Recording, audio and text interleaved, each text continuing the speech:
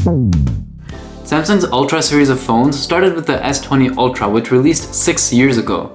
Wow, it's been a while. And it was more of a numbers game than anything. High pixel density in the display, super high resolution cameras and zoom ranges, super fast processor, lots of RAM, and a lot of software features, and the list goes on and on. And over the 6 years, Samsung has refined the Ultra series into the latest and greatest S24 Ultra. And it's become such a capable device, and it's so good that it's kind of boring.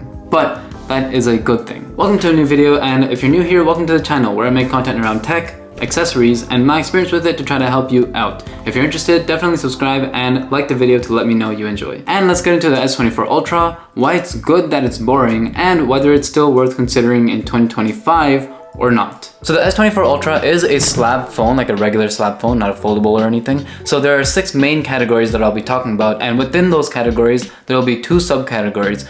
Boring stuff, like boring slab phone regular stuff, and game changers. So starting off with the display. The boring stuff is mainly the numbers. So it does have a 6.8-inch 1440p dynamic AMOLED LTPO display with 505 pixels per inch pixel density and 2600 nits of peak brightness, which is I think the most, like the highest brightness on any smartphone right now. So just from the numbers purely, I don't know if you understood anything, but basically what that means is that it has a super high pixel density. It's very sharp. You can probably never see pixels with your eyes, and you can definitely use it comfortably, more than comfortably, in high sunlight, high light settings basically, because of the super high brightness. Now the game changer for the display in the S24 Ultra are twofold. One is the anti-reflective coating around the display, which still has been intact over a year later, or almost a year later, and the super reliable fingerprint scanner that's underneath the display. It's insanely fast, it's super reliable, and it works every single time, no matter what, basically. It's like what Touch ID was on the iPhone 6s. It was like at its peak. Some might even say too fast. It's fast to the point where... It's basically like that if you remember, and it's amazing. It works every single time. It works with like wet fingers because it's also water resistant, and it just works without having to think about it. It's kind of like Face ID, but underneath the display, and it doesn't have like an ugly notch on the front. So the boring stuff is the numbers, 1440p, 505 ppi, 2600 nits. In practicality, that just means it's a really good display, on par with the rest of the competition. But what's a game changer is the anti-reflective coating and the under-display fingerprint scanner that works every time. I love it. So the next thing is design and durability. So basically the S24 Ultra is, again, a slab phone, and so that means it has all the generic parts and characteristics like a glass back, glass front, and some sort of metal surrounding or metal housing. So the kind of boring stuff that it has is Gorilla Glass armor on the front and the back. It has IP68 water and dust resistance, which pretty much all flagship phones and even kind of mid-range and budget phones have nowadays. And it has a grade 2 titanium frame. But here are the game changers. So it has a completely flat display after years of asking for it and years of not getting it, and instead getting like rounded displays like on the S21 Ultra like I mentioned. So completely flat display, which is amazing. It looks good and it's more functional. Another one is that it has a matte finish on the back and the sides. So previously you would see that the sides don't really have a matte finish unless you got like one of the online exclusives, but this year, even if it's not an online exclusive, it's a matte titanium side, which is so nice because it's at least consistent with the back, if not anything else. Another one is, I mentioned earlier, the anti-reflective display. That's definitely a really good design feature because of all the reasons I mentioned before. Yeah, the anti-reflective display is another game-changing feature of the design of this phone. And the last one is a little one, but it's slightly more scratch resistant than the rest of the phones, at least according to Jerry Rig Everything's video of the durability test. Scratches on a level 7 with deeper grooves on a level 8. If you know, you know. So that's basically the durability and the design category of the S24 Ultra. Only thing I would change about the design of this phone is the sharp corners. Like when I'm sometimes using it in my hand, like it kind of digs into the palm like this, but besides that, everything else is great. So the next category is battery life, but there's no real like game-changing or game-changer feature. It has a 5000 mAh battery, which has been the case since like the S20 Ultra as well. But it also has 45 watt charging, like wired charging. It has 15 watt wireless charging, and it basically lasts you the whole day pretty comfortably, and 2 days if you really push it, or if you really don't use the phone that much. Battery section, kind of boring, but 5000 milliamp hour battery, 45 watt wired charging, 15 watt wireless charging, and it lasts a day or two pretty nicely. So the next thing we'll be talking about is the performance of the S24 Ultra, and honestly, all phones nowadays, all flagships at least, have been performing really well. So the S24 Ultra is nothing different, and that's because it has the Snapdragon 8 Gen 3 processor, which it's packed to the gills, but those are the numbers, the boring stuff.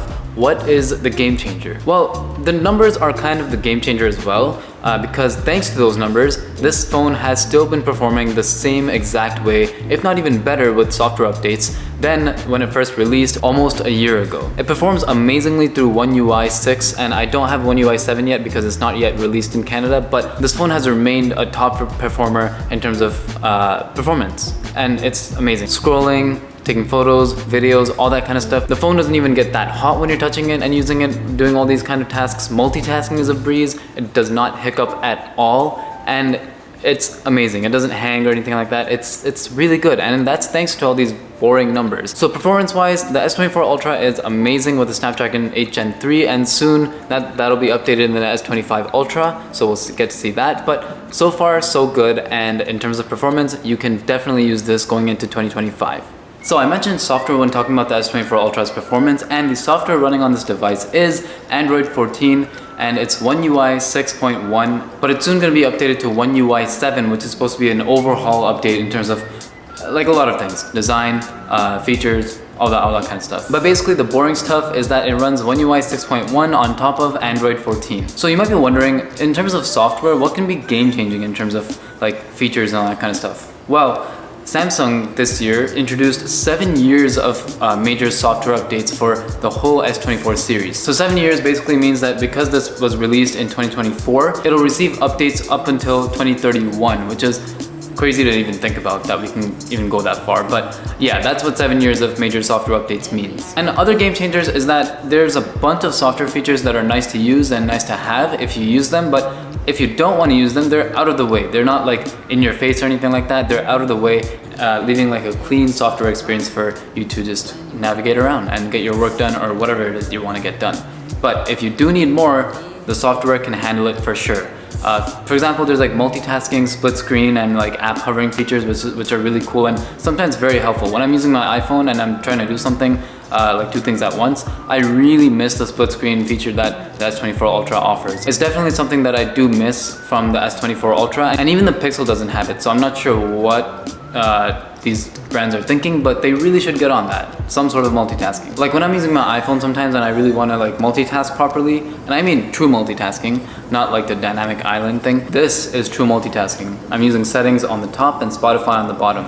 Like that's true multitasking. I really missed that on the iPhone. So that's one thing, multitasking, and of course customization is through the roof, especially with the Good Lock app, which if you're interested, I'll make a separate dedicated video on all the features that Good Lock has to offer, so you can customize your device to like no limits. So yeah, so all of that combined, the 7 years of updates, ultra customization, and productive multitasking really make the software of this device a game changer. So now the camera on the S24 Ultra. I think you know the drill by now, the boring stuff first, which is the numbers. 200 megapixel f1.7. I think you get the point.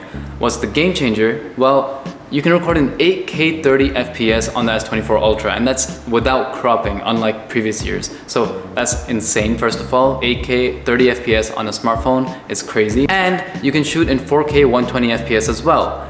Yes, the Samsung did it before the iPhone. There's Pro Photo and Video mode, which is basically a manual mode for both of these, where you can change the ISO, shutter speed, etc, etc. There's a feature called dual recording, which basically you can record with the front-facing camera and any one of the back-facing cameras, which is super convenient for when you don't know what you want to capture, or when you actually want to do vlog-style shooting. And there's a single-take mode where from one tap, you can capture multiple video modes and multiple photo modes for moments where you don't know how to capture the moment. So all these features are what add up to a game-changing experience with the camera on the S24 Ultra, even going into 2025. So the camera on the S24 Ultra is top-notch, definitely top 3, and it's great. You can take amazing photos, amazing videos, and If there's one thing I would change, it's probably the social media integration. While they have improved it, it's still not on par with the iPhone. So that's one thing that I would change. That's not in Samsung's hands or anyone's hands except for the social media platforms. It's Facebook, Meta, Snapchat, Instagram, Twitter, all their problems to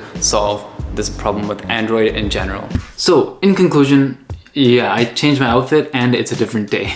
But in conclusion, the S24 Ultra is a testament to how far refinement can take a device. How far it can take the S24 Ultra, for example. Its display is amazing, producing really nice colors, vivid, attractive, deep blacks with the AMOLED display, and it has an anti-reflective display, which is really good for not only against reflections like the sun or something, or even really bright lights, but in general, like in a room that's super bright, it's much easier to read stuff on the S24 Ultra's display than it is to read stuff on like the iPhone 16 Pro Max's display, for example. So the display on this guy is amazing, 10 out of 10. The battery on this guy, while it's still the same 5000 milliamp hour cell size that it's been over the years, it provides amazing battery life performance, and throughout the years since literally when it released, I think it may have even gotten better over the months, just through like software updates and optimizations. So the battery life on the S24 Ultra, amazing. It can definitely get you through a day and maybe two if you really push it. And the camera with the 4 lenses and the one on the front, while it's not a whole reinvention or anything like that, it still provides amazing photos and video quality with reliability and really good overall design and usability for the user, like us, me and you.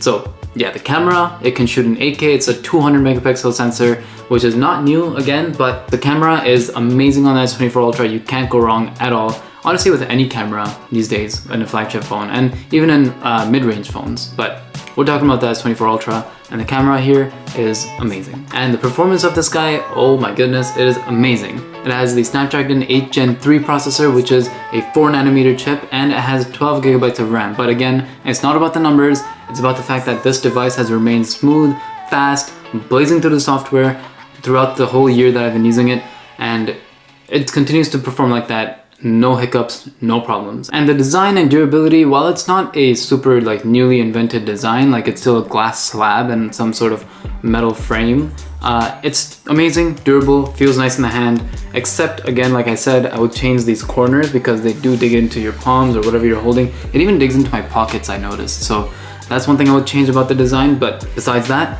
it's rock solid, durable, and reliable. And finally, the software. One UI 6.1 for me currently as of shooting this video, but One UI 7 going forward, probably with the release of the S25 Ultra and the S25 series of phones. It's amazing. It's nothing new, it's nothing unfamiliar or anything. It's really good with a lot of features, but it's mature, I think is the word I would use. It's a good software. Yeah, the S24 Ultra is boring, but as we head into 2025 with the S25 Ultra releasing, I think it's definitely worth considering the S24 Ultra, especially because now, well, not now, but soon, the prices for this guy will be going down because of the release of the S25 Ultra. So definitely worth considering in 2025 because of all the reasons that I just mentioned and because of the 7 years of software updates, probably until 2031, but that's a conversation for a different time. If you enjoyed watching this video about the S24 Ultra and how it's been doing after a year, then definitely let me know by leaving a like, subscribe to see more, and the S25 series of devices will be releasing soon from Samsung, and my coverage on those devices will also be releasing soon, so if you're interested in seeing that and what's new and all that kind of stuff with those phones, then definitely get subscribed. Thank you for watching, and I will see you in the next one. Bye.